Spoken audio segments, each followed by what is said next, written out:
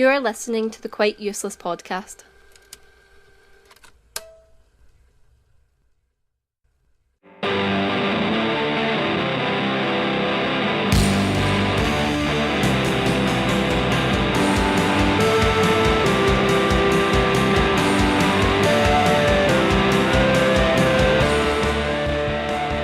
Hello and welcome to the Quite Useless podcast. My name's Jordan Shaw. I'm Poppy Lironi. This week we'll be talking about the latest box office smash, Wonder Woman, Marika Hackman's new release, I'm Not Your Man, HBO and Sky Atlantic's comedy drama miniseries Big Little Lies, and the essays and poems of Marina Keegan.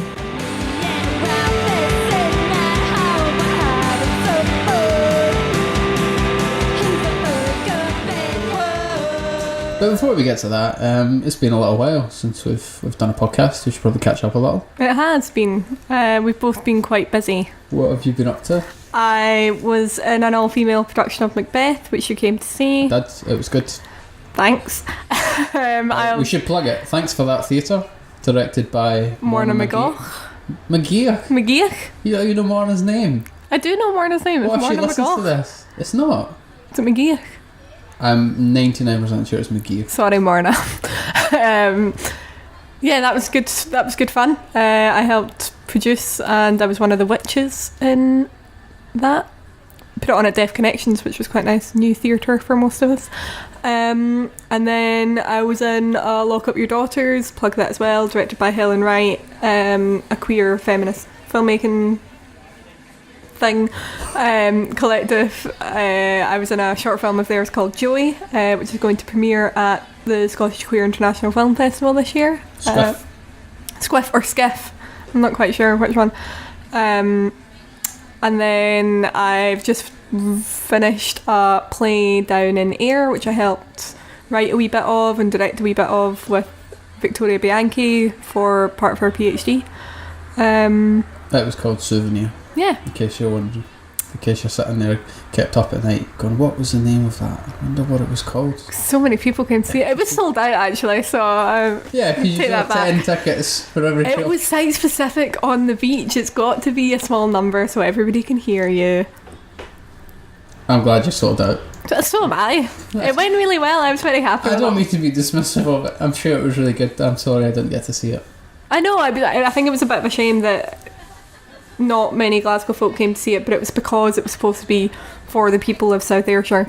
But if we do it again, which I'm hoping we do, it would be nice to have more people come and see it, because I think it was something I genuinely really enjoyed doing. Would you have to do it on a beach?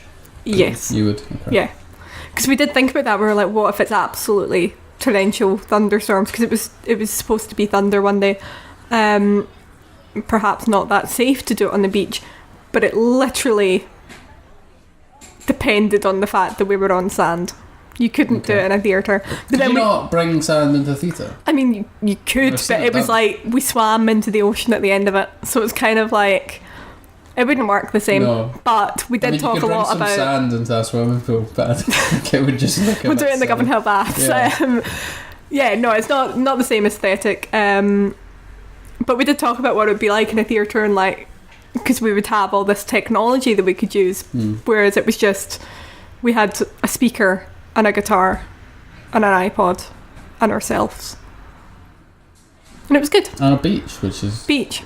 We had some, in itself so novel. I've never seen a show on a beach. Cheese pieces and some jam pieces and some fizzy juice and deck chairs. Did the audience get it? Aye. It was everyone. We all sat down and had a piece and jam. I love a show where you get food. I know, it's ideal. Anyone I see at the Fringe, that's an immediate 4 stars. If you're listening to this, you've got a Fringe show this year. Jordan will be there and he expects to be fed. I had brownies at a show, that was very good. One they made last year, it was a horrid show, and I gave it 2 stars, I'm sorry to say. But they made soup as part of the show. I've had soup in a show. It was Cantonese, I think. It was Cantonese soup. I think it was I Heart Alice Heart I. Did you go and see that? No. I thought it was you that took me to go and see it as part of your degree. Maybe it was someone else. But it was a show about this older lesbian couple, and they handed out cake. I think it was that show. It was at the Arches, back when the Arches was still a thing. The Arches. I still pass it now and then, and look, the flowers are still there. Yeah, the flowers are there. But that their being dead seems somehow more appropriate. Yeah. Anyway. Anyway. So we're going to move on to Quick Week now. No, we're not. We've not talked about you. Ask me what I've been Jordan, doing. what have you been up So to? selfish. I know. Self-centred. Jordan, what have you been up to since the last time we did a podcast? I have finished my degree. Yay! Thanks. Rapturous applause from our audience. I'm not looking for applause, because I've done something, remarkable. I don't need to be patted on the back. I'm just delighted to be finished. Yeah. And to be free. You weren't getting a pat on the back, you were getting a Yeah, okay. congratulations, Thanks. you're done. Yeah. No, I'm treading out into like you, walking into the ocean. That's me just now in my life, walking out into the ocean of life and the unknown. And we'll be coming back to that at the end of the episode when we talk about Marina Keegan's work, because she addresses a lot of those kind of ideas of finding yourself in the post-education world and in the world in general. Anyway, let's move on to our first segment that you've hideously titled Quick Weeks. I love it. Quick Week, though.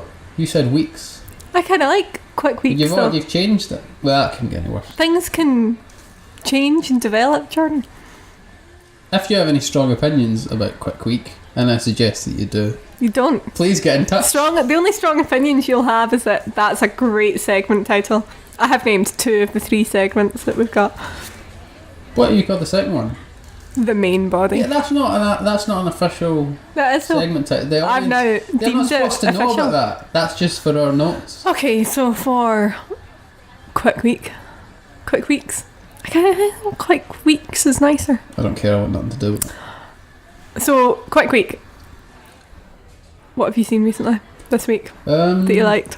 Well, it wasn't actually this week, so I'm breaking the rules of your segment, but I'm happy to do that. I saw last week the new exhibition relatively new exhibition that's just opened at the Kelvin Grove Art Gallery, The Art of Comics, I think it's called, and it's showcasing the work of Frank Quitely, the Glasgow comic book artist, who's done a whole load of things across the world. Done, Superman. Is it exclusively his work? It's his work. I mean, it's centred around him. It's his work, and then also some sort of, I think, influences and people related to him. But it's a Frank Quitely exhibition. And comic books are not really my thing. I've never really read any. And it was only in a conversation with one of my friends who's doing a PhD at the moment in comic books. I asked him, I've never read a comic, what do you think I should recommend? And he mentioned Frank Quitely's name, and then I saw he had this exhibition, and I went, and it was really good, and it made me think about the kind of potential of comic books as an art form that is maybe not in other kind of art forms. So there was one thing that I saw. It was done a couple of times, but there's one page where it's like, it was a whole page, and it was made up of rows of panels, and the image of the panels together made up a whole space. It was like a town square or something. So there was a bit of the town square in one panel, and then there was the rest of a statue in another. But in each panel, the panels progressed chronologically. So there was something. The first panel was in a slightly different time from the second one, and the third one was a slightly different one from the second one. So events progressed even though you could see the whole space. It's kind of hard to explain, but the effect of it was really good, and there were so many sort of interesting and novel ways of representing a story that I hadn't really known existed, because of my experience with comic books. So I'm gonna look into some more. I was in the library recently. I got a library card and I went to the comic book section to see if they had anything interesting.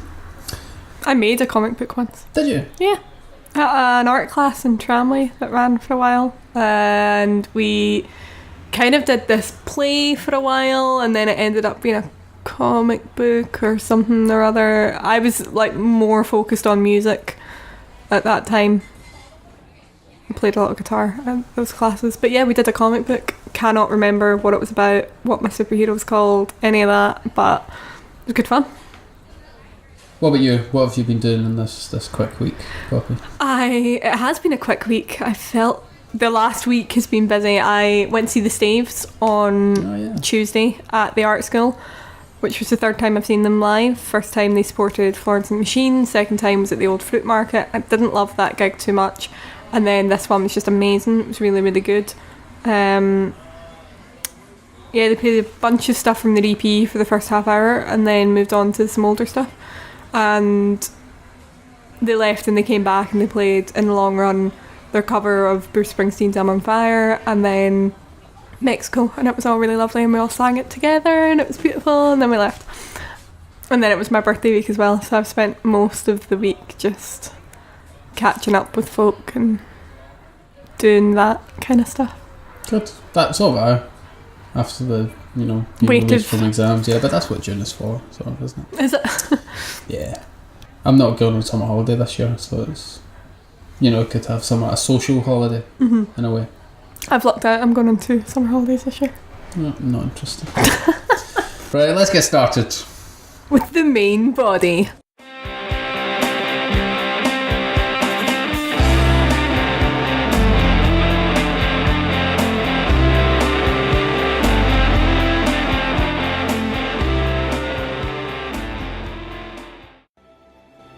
I used to want to save the world.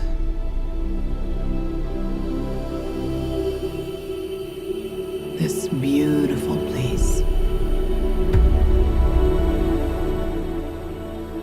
But the closer you get, the more you see the great darkness within. It is our sacred duty to defend the world. And it's what I'm going to do.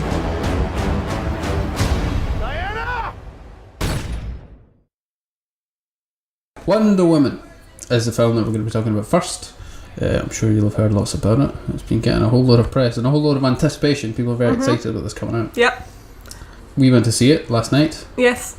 What did you think? Because we haven't talked about it yet. No. So I'm interested. We like to save things for the podcast.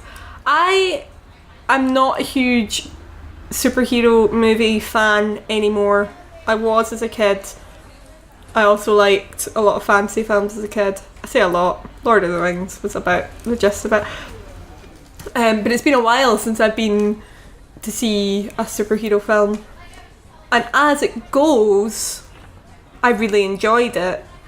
The film starts off on this island that Jordan and I can't pronounce. The Messiah. The Messiah? I can pronounce it because I looked it up before. The Messiah is this secret island where all these gladiators? No. Amazons. They look like gladiators though. Yeah. So all these Amazonian women live, and not like from the Amazon. No, they're like they're Amazons, with a capital A, and they were created by Zeus in order to fight off Ares, the god of war, who had poisoned the minds of mankind. Yeah, and that's why humans are so warlike, according to the mythology of the first. Or one of the early scenes where they detailed all this backstory. Yeah, so that's kind of the premise of the film. Wonder Woman goes to fight off Ares, who's poisoned the minds of mankind, and it started World War II. I did thought it was a little odd about how the Amazons are tasked with defending the world against war. That was their main task, to stop all wars. Yeah, they had no idea that the First World War was going on until it turned up on their doorstep. Until someone Was it the First World War? Was it the Second World War? It was the First World War. Oh, okay. That's because I thought it was the Second World War, and then I was like, well, they've missed a whole other World War that went on. But still, there were other ones leading up to it. But yeah, they didn't know that the First World War was going on until a plane literally crashed into the world. But so anyway, they all these Amazon women live on this magical island where men don't exist, and it just was like a fantasy. It was brilliant. I was like, why would you leave? It was perfect. They're just training each other. They were training how to fight.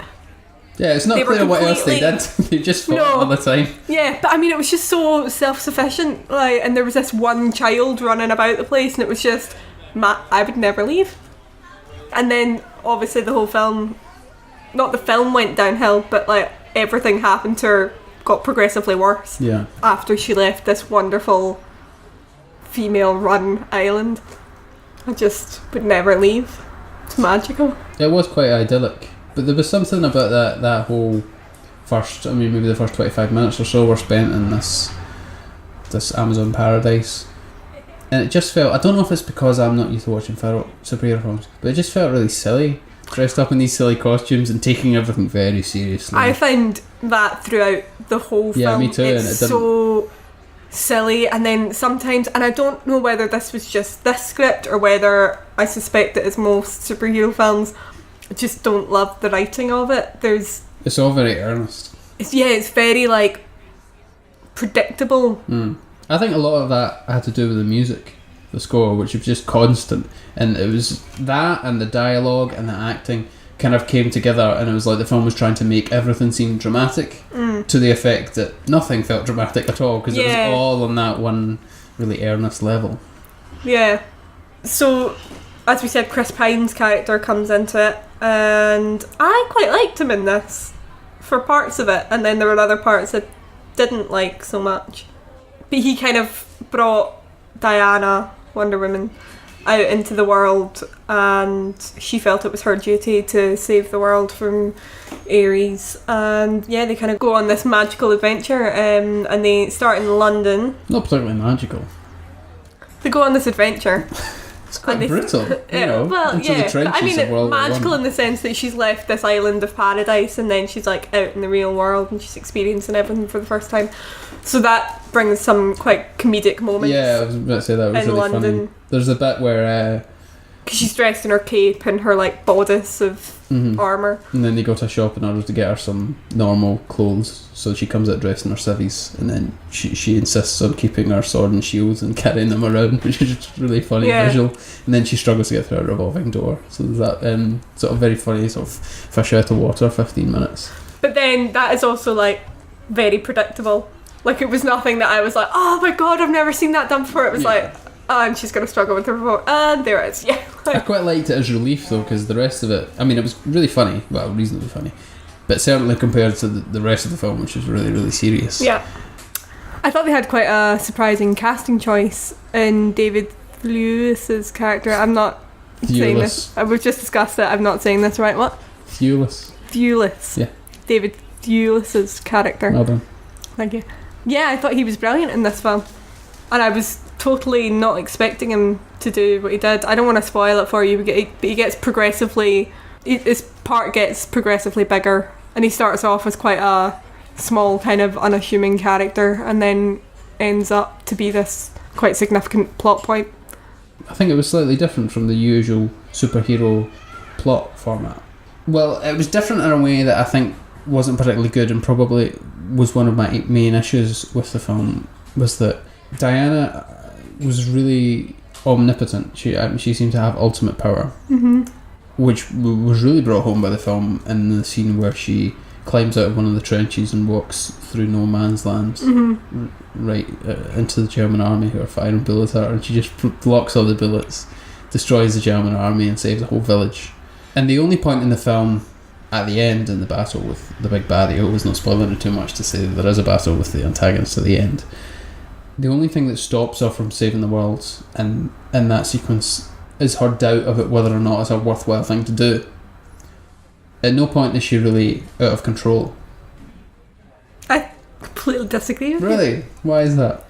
Because, so the no man's land scene, I don't think it's that she's got ultimate powers, it's that she's got a shield that deflects bullets.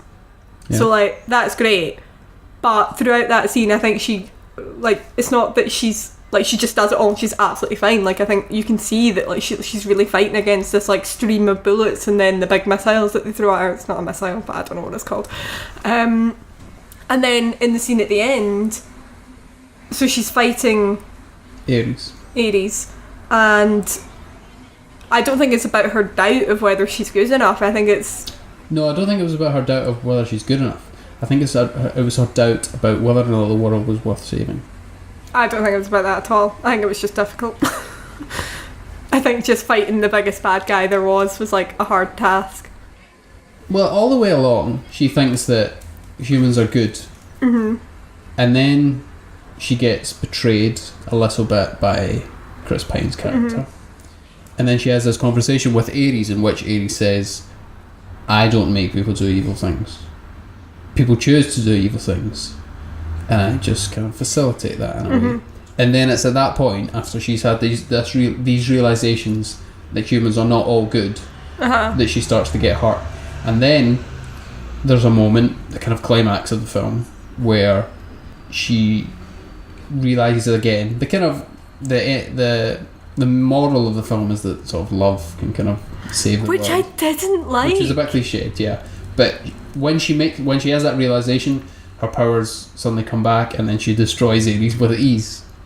It was only when she started to doubt her own faith in humans and their goodness that she got hurt. Okay, see, this is the difference in it, and for me is that I thought she was just struggling the whole time, because even when you see her at the start when she's training with the Amazons, she kind of gives up before she's supposed to, if you know what I mean, in a fight. And that's kind of what I was feeling was happening at the end in the big battle, was that she was trying but not trying hard enough, and then love gave her the power to try even harder. It wasn't for me that she doubted whether the humans were worth saving. I think she always knew that they were, but I think the reason changed over the course of that 2-minute segment where she remembered stuff.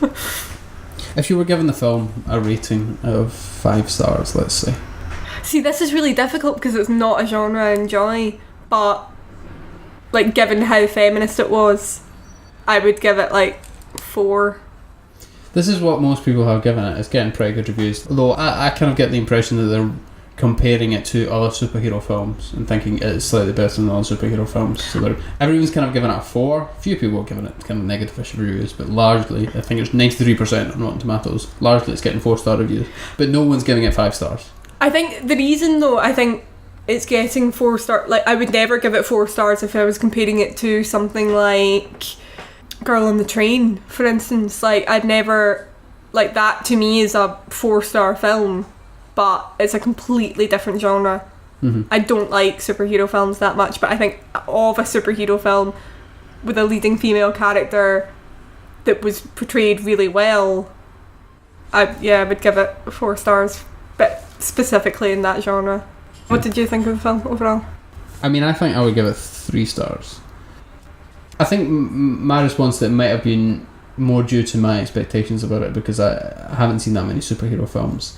But I'd heard all this kind of buzz that I was getting, so I was expecting something really quite extraordinary. And I don't think it was extraordinary, but it was okay. I think that's a fair thing to say. I think the buzz hyped it up to more than it was, but it was a solid superhero film.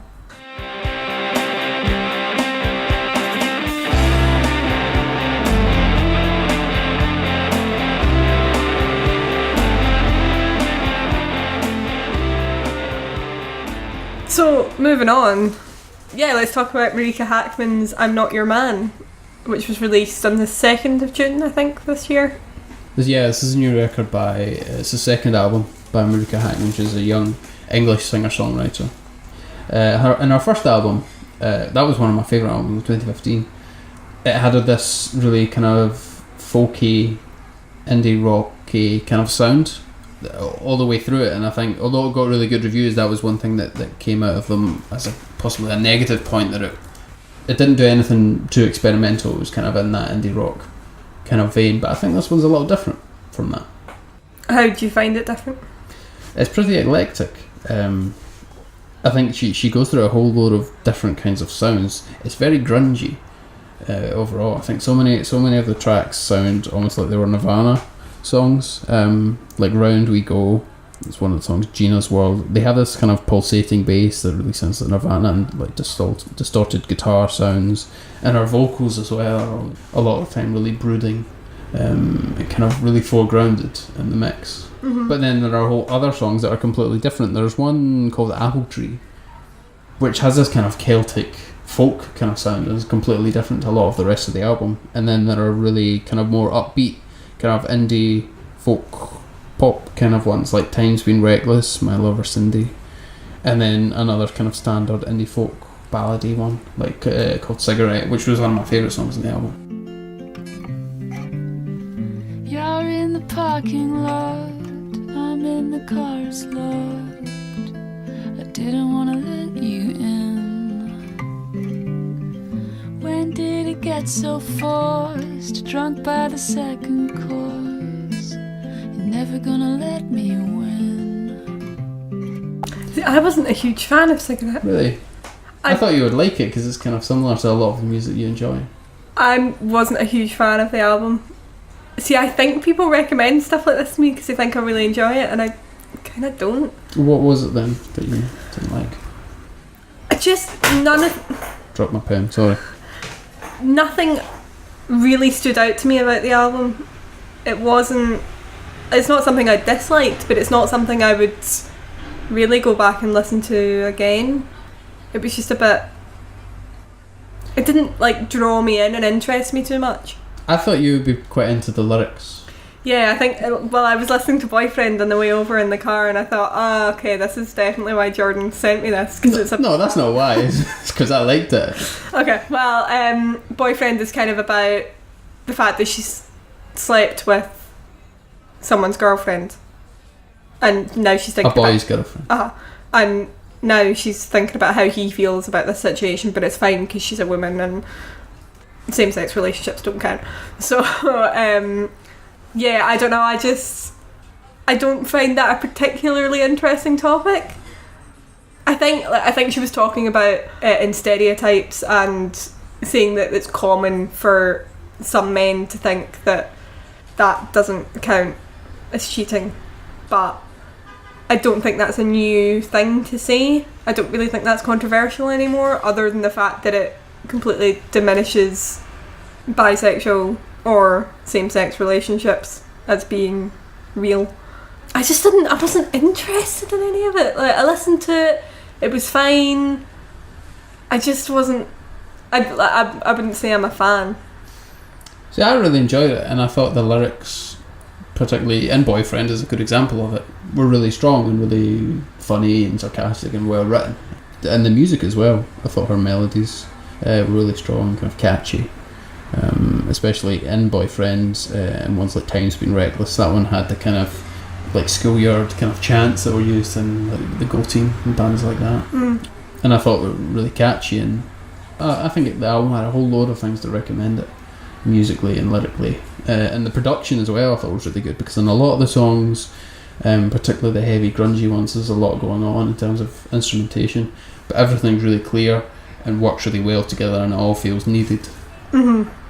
Well, she plays more than one instrument, doesn't she? So that's probably quite a focus on her in the room, I imagine. She's kind of got a lot of ideas for what to add in. Yeah, and she wrote all the lyrics herself as well. So yeah, and I liked some of the lyrics. Some of the lyrics stood out to me, but I still wasn't blown away by what I was hearing. Fair enough. Yeah, I'm quite surprised that you didn't like it though. Because my big thing is that I'm massive in harmonies. Yes, you are. And from what I listened to, I think it's mostly just her that's singing. Yeah. I think she has a very good voice though. I liked the sound of her voice, but it wasn't enough to like draw me in. I found I had to really focus to listen to the lyrics, and some of them were really nice. Like there was a couple of great one-liners in it that I really enjoyed. There was one in Cigarette that was about, well, I'll kiss your lips and light a cigarette or something. Let me get it up. Yeah, I remember the one that you were talking about. I did think that was really good.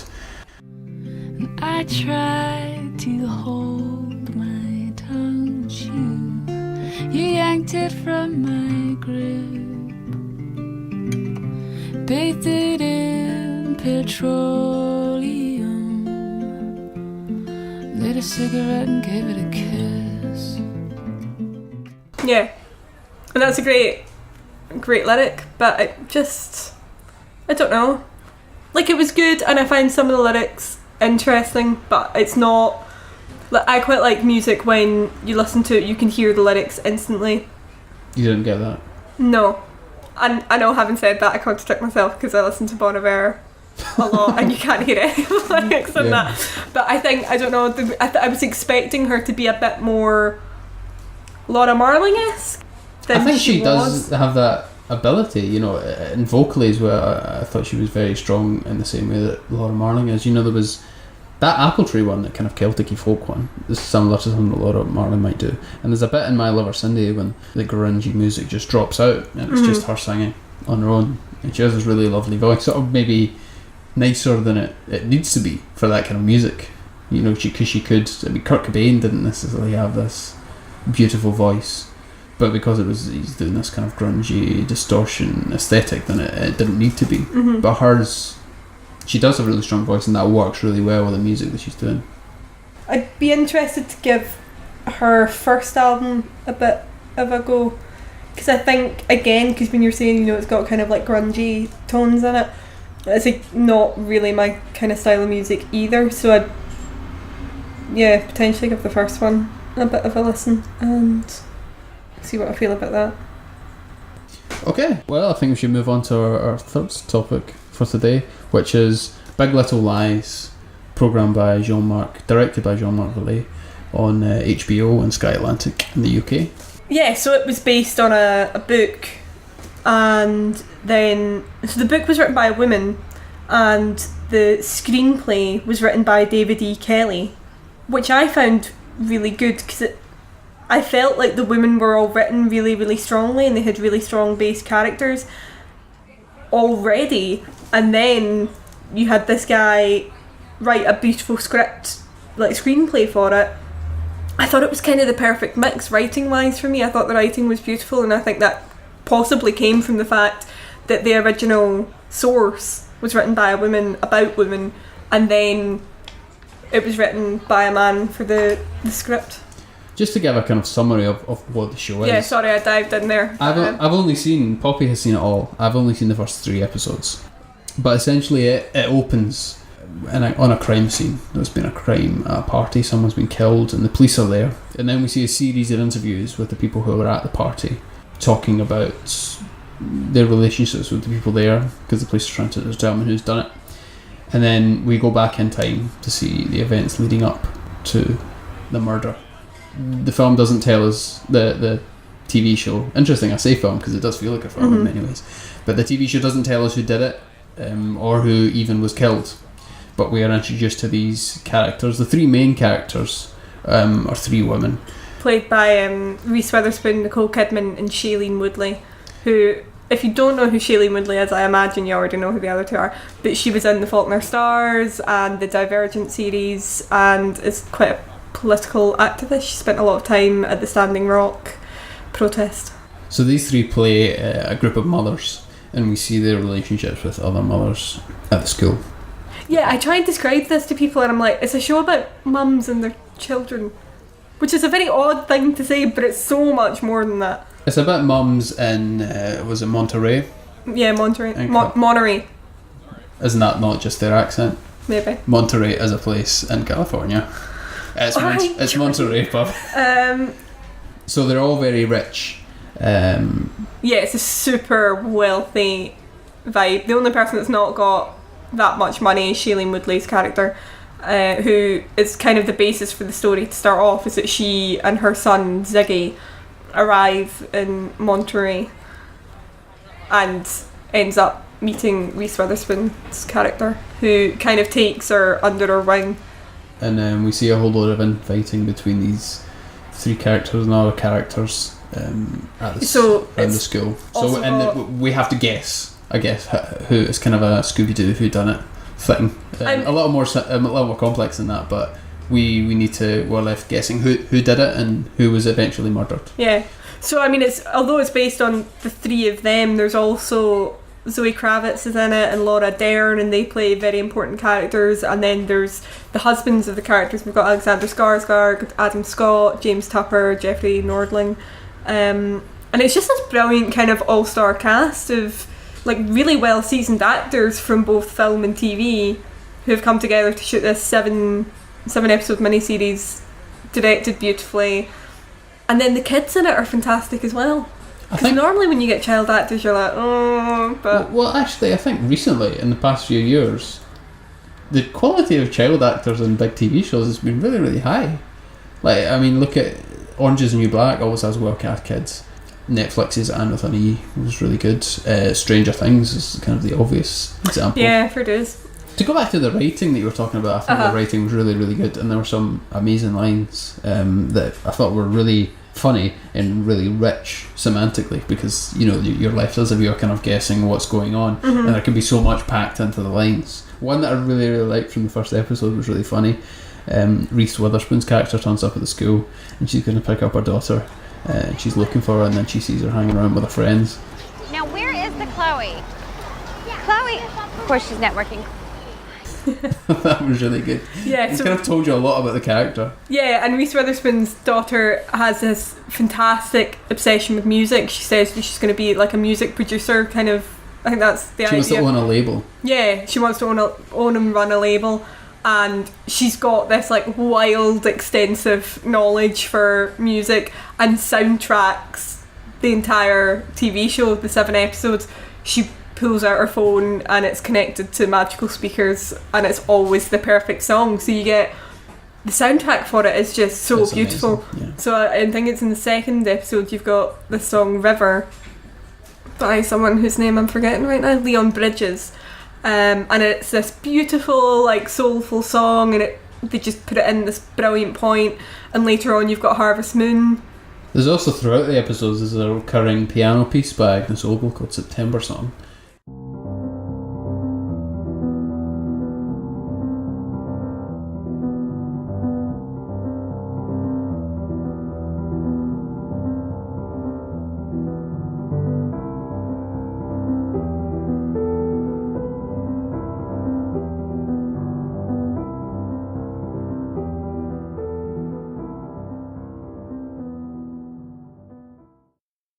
But yeah, so the music's lovely, and then they go into like they've got Dreams, Fleetwood Mac, and then the final episode, this doesn't ruin anything, it's so you find this out at the start that the murder happened at a school fundraiser that was an Elvis and Audrey Hepburn costume party. So that final episode has a lot of Elvis songs in it, sung by various members of the cast. And it's just brilliant. It's really, really great. It just all sounds so well put together. Like the whole show, there was nothing that was out of place that I felt. No, I agree that everything worked well together. I think we have to credit the director there, Jean-Marc Vallée, for how well he brought everything together. And it was shot so beautifully. He was originally only supposed to do the first episode, but Reese Witherspoon and Nicole Kidman, who helped produce, I think he was supposed to do like 1 or 2, and then they were going to find someone else. And they managed to convince them to stay on and direct the full thing. I think that was a good choice. It was a very good choice because it's just so stable. Like there's nothing that's like jutting out at you or jarring and that it doesn't quite work. It's all really beautifully done. And I love how the story unfolds, is that you kind of get different tidbits of information about the characters as it develops. It's not like you're whacked with this like, oh okay, this is what the entire thing's going to be about. It kind of comes out that Nicole Kidman and Alexander Skarsgård have this kind of abusive relationship, and then there's this ongoing problem with the kids, and someone's bullying Laura Dern's child, and then there's like a whole thing where Reese Witherspoon's having an affair, and there's just this like the really beautiful things that come about what seems very organically. Mm-hmm. They're not thrown in there for drama, and yet the full thing is packed. I think that changed really well with the premise of the show. That really reinforces it, because we're able as an audience to sit through getting these kind of little bits of information and analysing them in terms of the broader plot, because we know that this eventually ends in a murder, and we're trying to figure out who the murderer and the murdered is. It reminds me of Alfred Hitchcock once in an interview was asked how long is it appropriate to show a man and a woman kissing on a bed, and he said as long as you like, as long as there's a bomb under it. And the bomb under this show is the final murder, so we can sit and watch all these little events that, you know, would be trivial were it not for the fact that we know one of these characters is murdered and one of these characters is killed at the end. Yeah, that's a really good point. Actually, I've never heard that quote, but that completely works for this show, because I think the other thing is that, which I don't think you see too often in shows, is that you don't see them live their daily lives very often. Mm-hmm. You don't see them do the trivial things like have breakfast or sit down as a family to eat dinner, or as Shailene Woodley's character does in this, go for a run.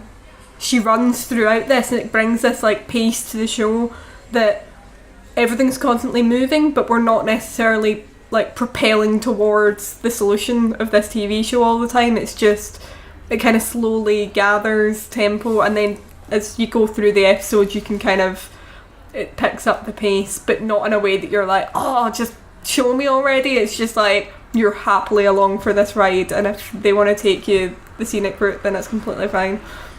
Sometimes I have trouble finding time to just watch TV shows, but I think I'm going to stick with the next 4 episodes of this. I've only seen the first 3, but I really want to continue with it and see what happens. Also want to mention before we move on that I thought Reese Witherspoon in this was particularly good. I mean, I thought she did a wonderful job of being both funny and not necessarily a nice character, but always kind of likeable, because she felt so three-dimensional. Yeah, she really managed to play the full character, and it could have been so easy for this show to go in a very kind of like two-dimensional caricature of who these people are. Yeah, absolutely. But there were so many highs and lows, and it was just such a full round experience, and I felt that of all of them, but Reese Witherspoon does really stand out. But I think it's also like cool to mention that Nicole Kidman did all her own stunts for it. Right. I think they used a body double twice, and there's some serious stuff that goes down.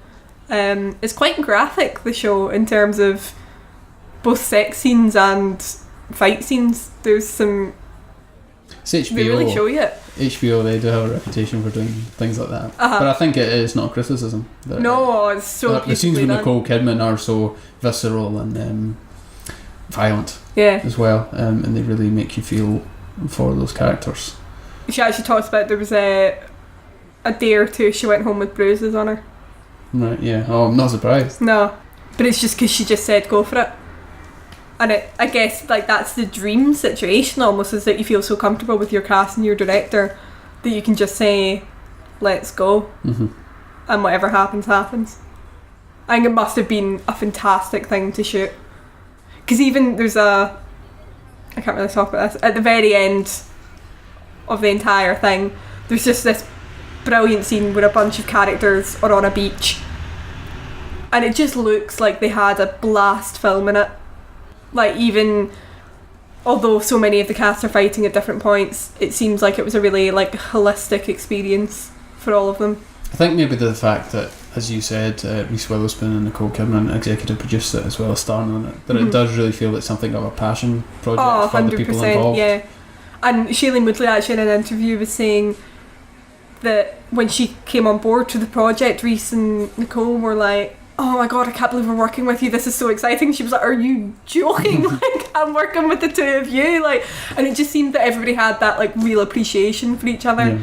And I think that extends to Zoe Kravitz and Laura Dern, who were like not quite the three main not in the three main characters, but they really kind of excel in this as well. I think they play characters of...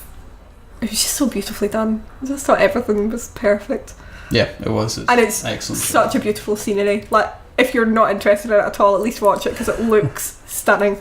I'm looking forward to seeing the next 4. Yeah. So I think we both highly recommend that. Big Little Lies. It's on Sky Atlantic in the UK, made by HBO in America.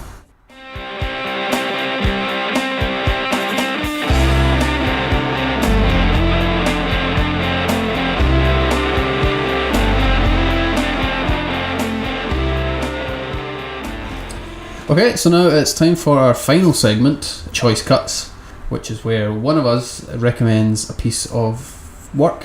And this week, Poppy's recommended to me the work of Marina Keegan. So, Marina Keegan, I kind of happened across this book one day by chance, browsing in Waterson's, called The Opposite of Loneliness. I picked up this cover, and I saw a girl who looks quite like me on the cover, young. I think she's skinnier than I am, but kind of browny red hair.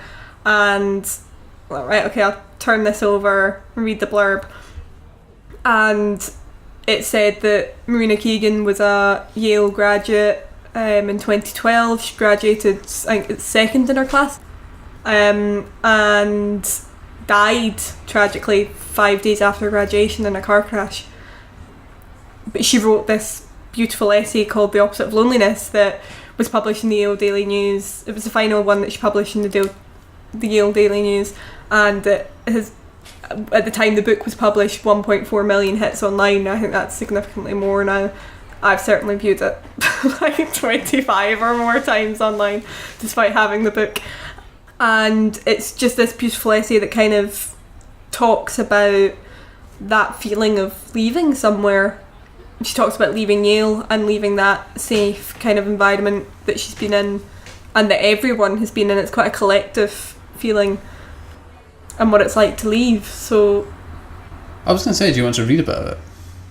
I would love to give some context. Well, why don't you pick it up a bit, because I know that you're doing an event in the next few weeks where you're going to be reading some of this essay. Yes. As part of it. So this will be a little rehearsal for you. Great. Give some context. I also used this essay at the end of my degree as a piece of performance, because she writes in a way that I feel like I would like to write in, and it summed up essentially everything that I just felt about being at university and then the thought of leaving it. We don't have a word for the opposite of loneliness, but if we did, I could say that's what I want in life. What I'm grateful and thankful to have found at Yale, and what I'm scared of losing when we wake up tomorrow after commencement and leave this place. It's not quite love, and it's not quite community, it's just this feeling that there are people, an abundance of people who are in this together, who are on your team. When the cheque is paid and you stay at the table, when it's 4 a.m. and no one goes to bed, that night with the guitar, that night we can't remember, that time we did, we went, we saw, we laughed, we felt. The hats. So that's the first two paragraphs from the essay, The Opposite of Loneliness, in the essay collection of the same name. It says in the introduction to the collection that, which is written by one of Marina Keegan's tutors, that a lot of her students often sound like 40-year-olds because they're scared to embrace their own youth and inexperience and want to emulate the great writers that they've read. Whereas Marina Keegan's work really sounds like the work of a 21-year-old, 22-year-old. Yeah. It's very honest and very authentic, and you feel like you're getting an impression of the real person. Yeah, and I think that's particularly true of The Opposite of Loneliness, the essay, because there's a bit where she goes, we're so young, we're 22 years old, we have so much time. And it's just, you do get that real sense of like, this is the beginning. Mm.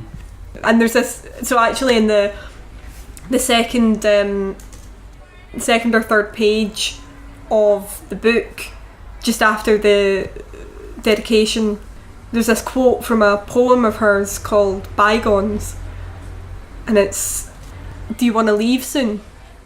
No, I want enough time to be in love with everything, and I cry because everything is so beautiful and so short.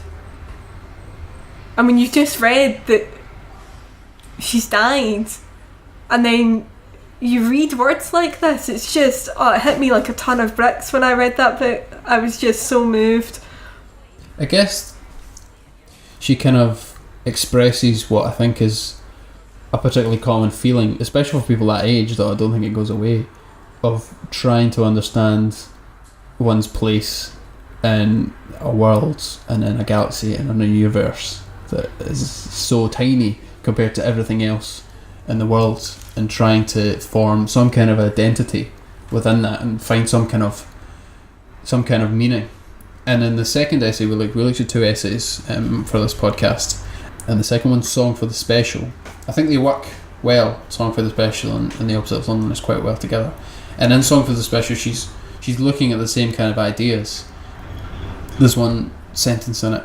She says, we're threaded together in a network so terrifyingly colossal that we can finally see our terrifyingly tiny place in it. And the rest of the essay kind of wrestles with that idea of, you know, how do you resolve that feeling of, how do you not get sucked into just a complete nihilism and feeling that everything is pointless? Well, that's, yeah, and I think that comes as well, like, it is quite similar to the Opposite of Loneliness essay, because it's about that feeling of like, you're graduating, you can do anything. And there's this bit in Song of the Special that says, we can be anything, our parents are divorced but we're in love, vaguely, quietly, we know we'll be famous for being president, for starring in a movie, for writing a feature at 18 in the New York Times. And it is very much that kind of, you know, there's a real sense of like, it is fantastic that now we've got the freedom to do and be anything, but there's also that pressure of, you can do and be anything now. what are you going to do? What are you going to be? I don't know, I'm feeling this quite hard right now. Having been graduated a year, it's just so relatable, I think, what she's writing. Of the two essays that we looked at, I think The Opposite of Loneliness is probably the strongest. And also I read The Opposite of Loneliness first, because at the start of the book, and then I read Song for the Special. And then I went back and read Song for the Special first, and then read The Opposite of Loneliness, and I felt I got more out of reading them in that order, because I almost read, because that was the chronological order. She wrote Song for the Special first and then wrote The Opposite of Loneliness, and I felt almost like The Opposite of Loneliness was some kind of answer to the quandaries that she's addressing in Song for the Special, because she's talking about how in Song for the Special, how do you deal with your position in the world, your tiny position against in this massive universe. And I think she in a way answers that in The Opposite of Loneliness, or at least gives some kind of method for dealing with it, because she talks about in The Opposite of Loneliness, Yale is full of tiny circles we pull around ourselves. A cappella groups, sports teams, houses, societies and clubs, these tiny groups make us feel loved and safe and part of something. So I guess what Yale offered her, what university offered her, was this smaller network within the whole larger network of the universe where she felt significant, and that's what she was afraid of losing. But that's all really any of us want, isn't it? Absolutely. Like you move from one small network to the next. You've got your family network, your friends, your work, and that's all we really want.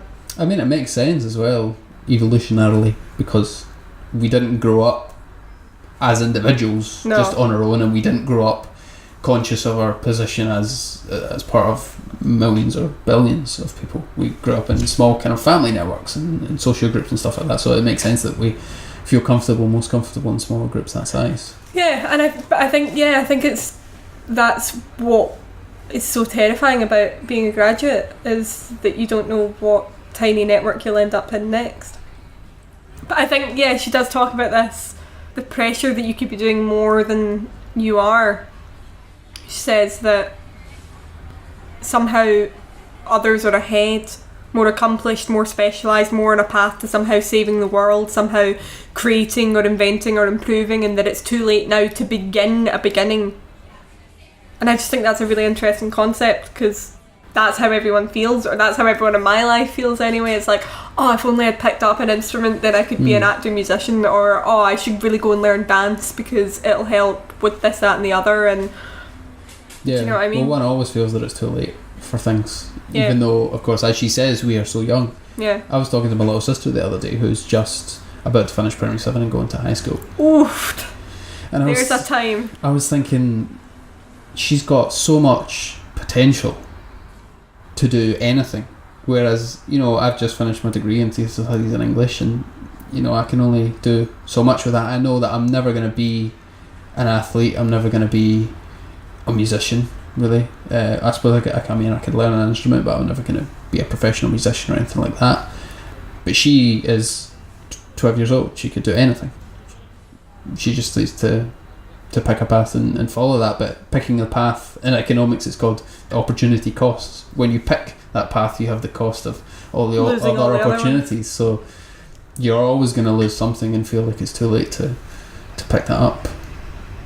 But then I guess that is kind of way, is like, as an adult, you can only pressure your kids to do so much. You know what I mean? Is it right to... Exactly, that's the thing, is like, you can only force them to do something for like so long a time. Like, everyone feels like they should have stuck in with their piano lessons, but it comes a point where you've got to make a choice. Part of me once wishes that my parents had been stricter and forced me to, I don't know, learn to play tennis or something. But I think if they had done that, I would have been really unhappy and exactly, that's wanted the thing. to do it.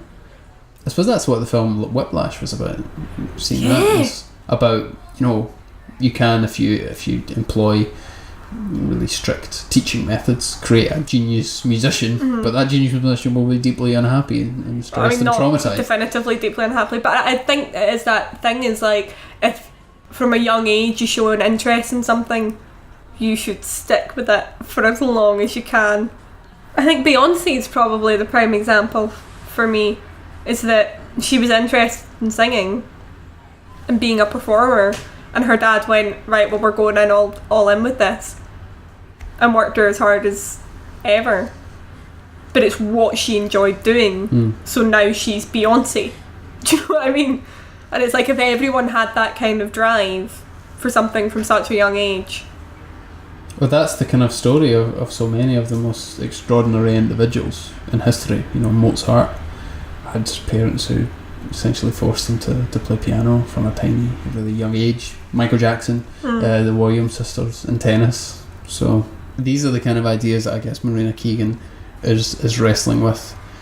Ideas of with potential. Not being one of those people, I think. How do you deal with the kind of fetishization of success when you feel that in some way, by not having been one of those people, you're maybe behind?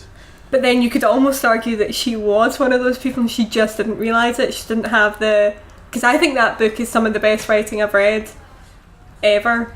It totally gets me. There's one sentence I want to pick out that I think is really rich in song for the special. I've zoomed out my timeline to include the apocalypse, and religionless, I worship the potential for my own tangible trace. And there's a lot in there.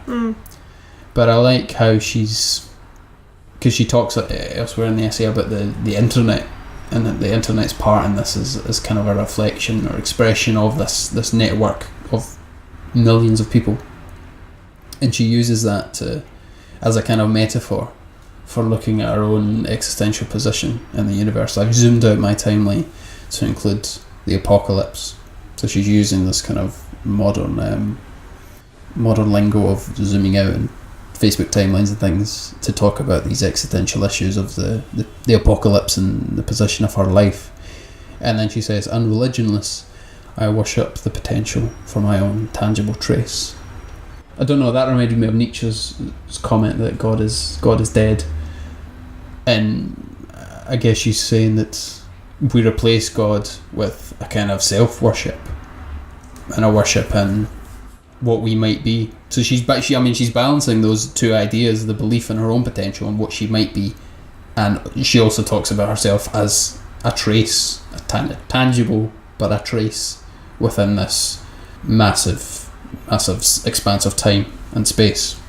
And what I find really interesting about her work is that she's got that one sentence which is full of so many big ideas that you've just detailed, and then 2 sentences down she says, there's a really good chance I'll never do anything. And that is so simple. Like, that is just a worry. That's not some big idea that we need to unpick and like figure out exactly what she meant by that. It's just, there's a really good chance I'll never do anything. It's also so, I don't know, it kind of made me feel better about my own position. Yeah. Because, I mean, maybe not better, but at least that, you're not alone. Everyone feels that they're alone in some way. We can look at these essays and say she's a remarkable writer, and we know that if she hadn't died, she would have gone on to be, an extraordinary writer, and goodness knows what she would have done, whether she would have stayed in essays and poetry or gone into something else. But I think whatever she would have done, she would have excelled at it, and we know that, and we can say it with confidence. But she says, we see that she's got this worry that there's a really good chance I'll never do anything. And this is how we feel about so many of the people we know. We know that everyone is most people are riddled with this kind of self-doubt, but we know of our friends and the people that we know that they're very talented at what they do, and they're going to find success in it. But it's hard to deal with people's belief in you when you have this kind of doubt in yourself. So it's I found it nice to see that someone so clearly extraordinary had the same kind of doubts and anxieties that I have. Yeah. And I think that is exactly why I feel so drawn to these 2 essays, is that it's just so real. In the book, it's half fiction, half non-fiction.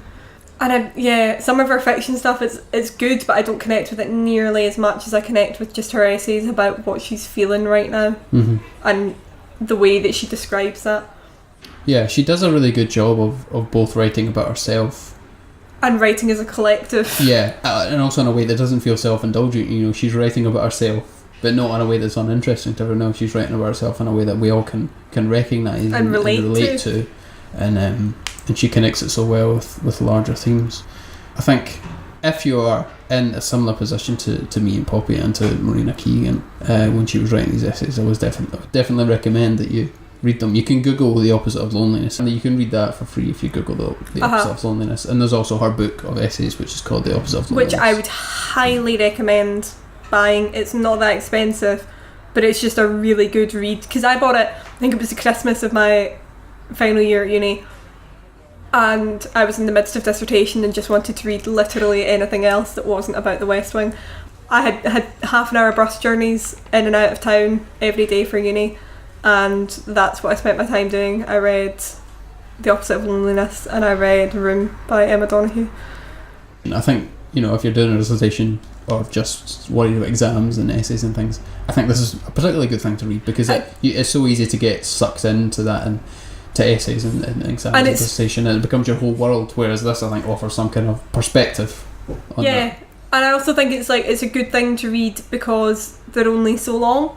Mm-hmm. You're not reading a full book, you're reading an essay which you can pick up and put down, but it's so relevant to that period of time. Final year of uni, if you're about to graduate, read The Opposite of Loneliness and know that you're not alone.